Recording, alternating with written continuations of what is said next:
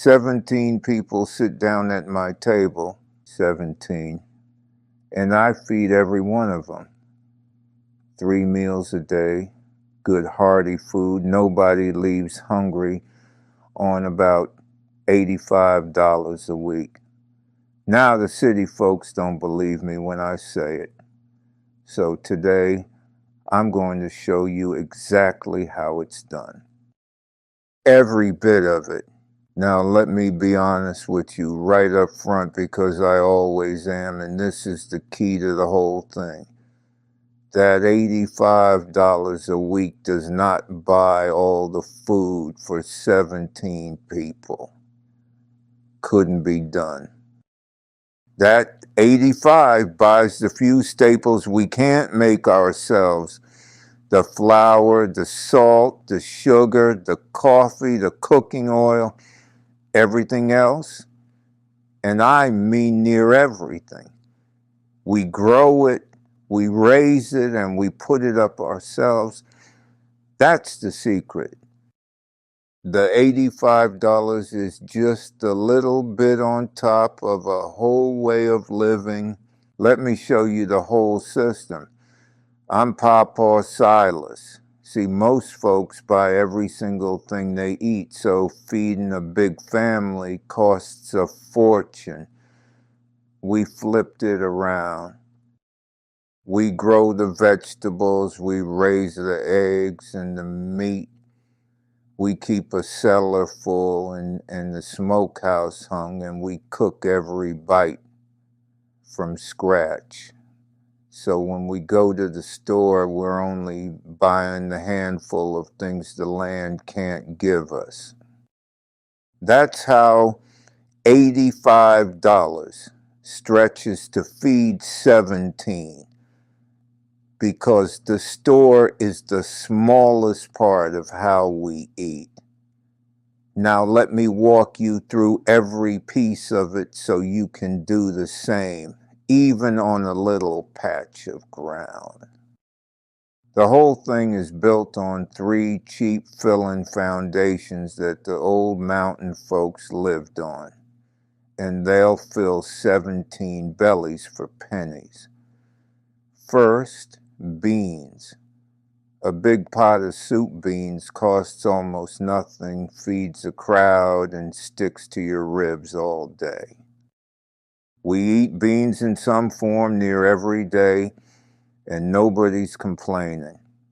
Second, cornbread, made from cornmeal, which is about the cheapest food there is. Beans and cornbread together is a complete filling meal that's fed these mountains for 200 years. Third, eggs. We keep hens, so eggs cost us nothing but a little feed and scraps, and a dozen hens gives more eggs than a big family can eat.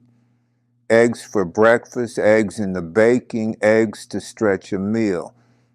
Those 3, beans, cornbread, eggs, are the foundation, and they're near free. Build on those and you're most of the way fed already.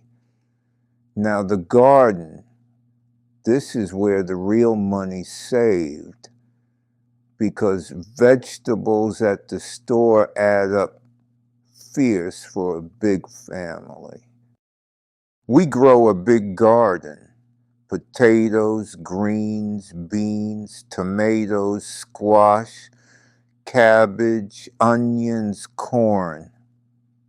All the things that grow easy and give a lot. A packet of seeds costs $1 or $2 and gives you a whole summer of food. And if you save your own seed like the old folks did, even that's free the next year. In the growing season, we eat fresh out of that garden every single day. So the grocery bill drops to near nothing. And here's the thing folks miss. You don't need a farm.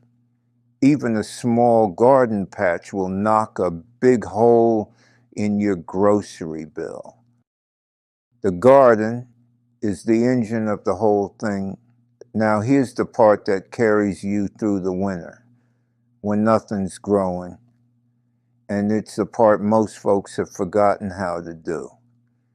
You can't garden in January, so the old way is you put up the summer's harvest to eat all winter.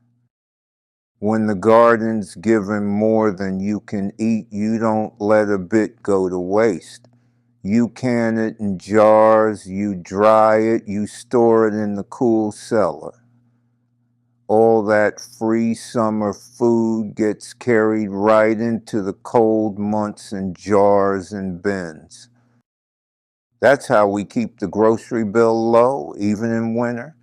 We're eating last summer's garden. Now, one honest safety word, since we're canning. Low acid foods like beans and meat have got to be canned the proper, tested way with a pressure canner, or you can grow something that'll make you deathly sick. So learn it right.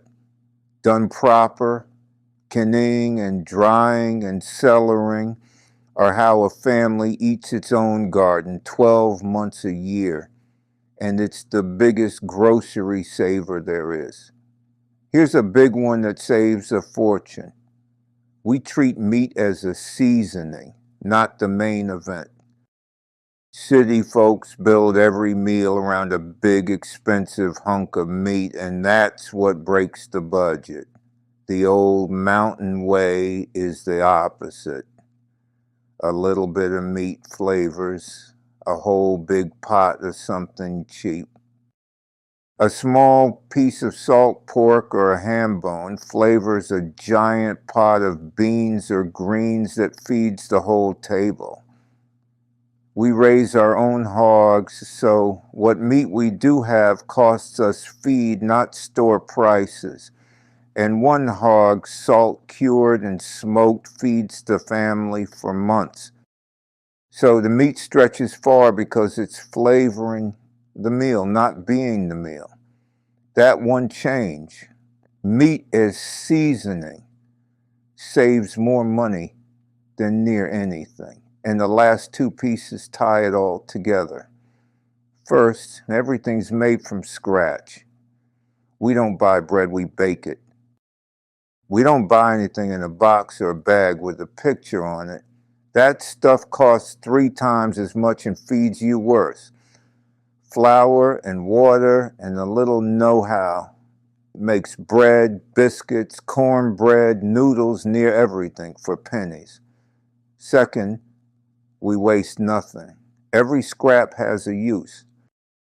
The bones and vegetable ends go in a stock pot for soup. Stale bread becomes dressing or pudding. Leftovers become tomorrow's dinner. The scraps feed the hens and the hog, who turn them right back into eggs and meat. Nothing hits the garbage. When you cook from scratch and waste nothing, your food goes twice as far. That's the old way. And it's why $85 feeds 17. Now let me take you through a whole day at our table, meal by meal, so you can see exactly how 17 people eat like kings on almost nothing. Breakfast at our house is the biggest meal of the day because everybody's got hard work ahead and needs filling up. And here's the beautiful part. It costs us almost nothing because it's near all from our own place. Fresh eggs from our hens, scrambled or fried in a little grease, as many as folks want. A big batch of biscuits made from scratch. Just flour, a little lard, and buttermilk, pennies to make a whole pan full. Sawmill gravy made from a spoon of grease, a scoop of flour and milk stretches a tiny bit of sausage across the whole table. Fried potatoes from the cellar. and maybe some canned fruit or a little sorghum for the biscuits. 17 people eat till they're full and ready to work. And the only thing on that table we bought was the flour. That's a mountain breakfast. Cheap, hearty, and made by hand. Now in the country, the big midday meal is called dinner, and supper's the lighter one at night. Folks get that mixed up. Dinner is built on that mighty foundation I told you about. A giant pot of soup beans seasoned with a little piece of our own salt pork and skillets of cornbread to go with. That right there would feed the family on its own for near nothing. But we add to it from the garden and the cellar a pot of greens, some fried apples, sliced tomatoes in season or canned ones in winter. Maybe some pickled beans or chow chow we put up. Cornbread crumbled in the bean liquor or pot liquor, as we call it.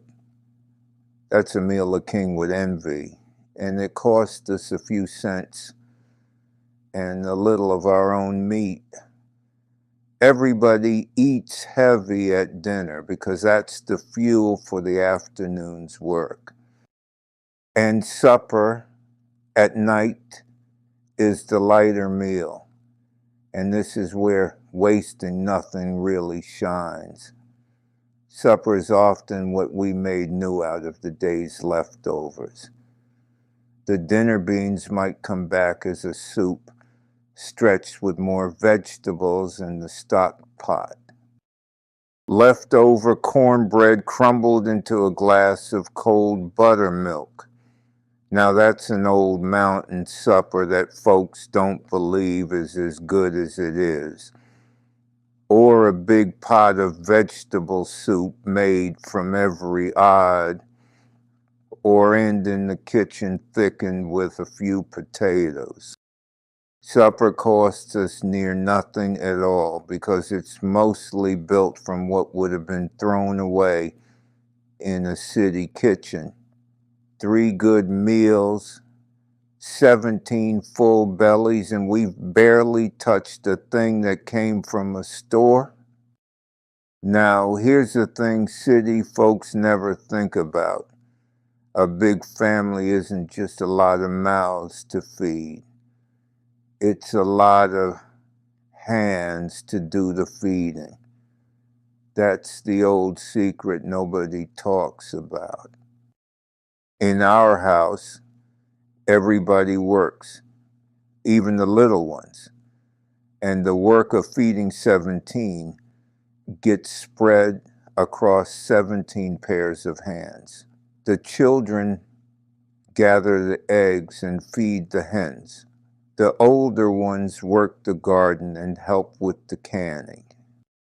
Somebody's always got a bowl of beans to snap or a batch of dough to knead. When the garden comes in heavy, the whole family gathers on the porch of an evening and we put up dozens of jars together. And it's not a chore, it's a gathering, talking and laughing while we work. That's how a mountain family did it. Many hands make the food, so no one person is worked to death, and the young ones learn every one of these skills coming up, so it carries on. A big family that works together can feed itself in a way a body living alone never could. And don't forget what fills the cups, because drinks are where a lot of families waste a fortune. We drink water, cold, clean, free, straight from the spring. We drink milk if we keep a cow or a goat, and coffee, which is one of our few store-bought treats. What we don't buy is the sodas, the sweet drinks, the juices in the jug. All that stuff costs a mint, rots your teeth, and does a body no good.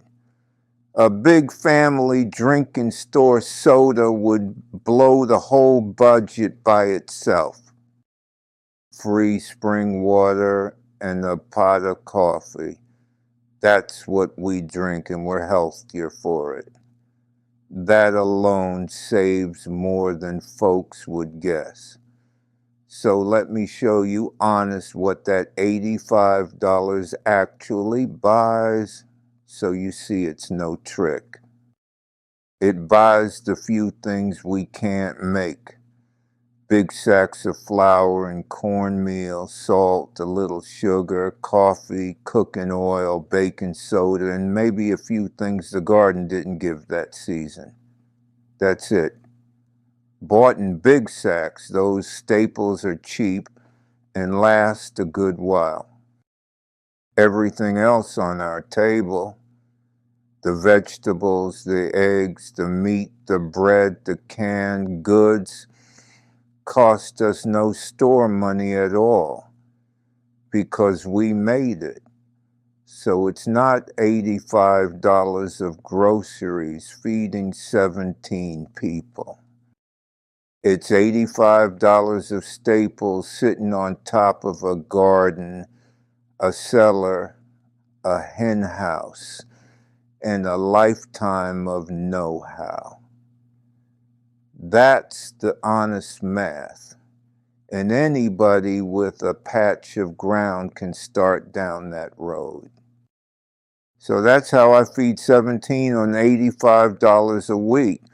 Not by pinching pennies at the store, but by not needing the store much at all. Grow it, raise it, put it up, cook from scratch, waste nothing. Do a little of that and watch your own grocery bill fall like a stone. Now understand, this ain't about being poor. It's about being capable. My family eats better, fresher, and healthier than most rich folks in the city for a fraction of the money because we know how to feed ourselves. That knowing is worth more than money, and it can't be taken from you.